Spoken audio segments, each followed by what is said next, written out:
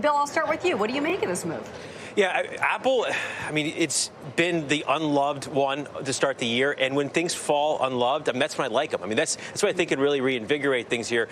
You have Taiwan Semiconductor bringing the tailwind to Apple with talking about a smartphone cycle better than expected. You had Bank of America in their upgrade talking about the iPhone cycle being better than expected. But really, I think one thing we've been talking about is services and how services are going to become a bigger piece of that pie.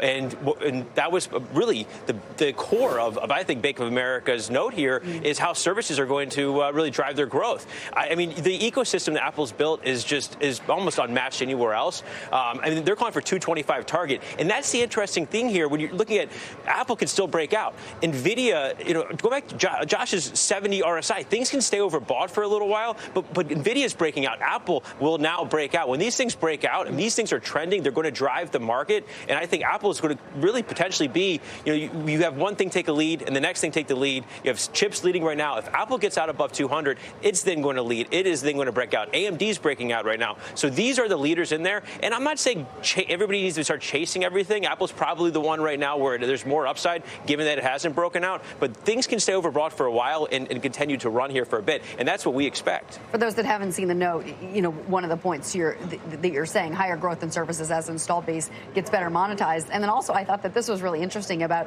the belief that there's a stronger multi-year iPhone upgrade cycle driven by the need for the latest hardware to enable generative AI features to be introduced in 24 and 25. And Carrie, you've been sort of nodding your head as Bill was talking, so jump on in. I think everything Bill said makes sense.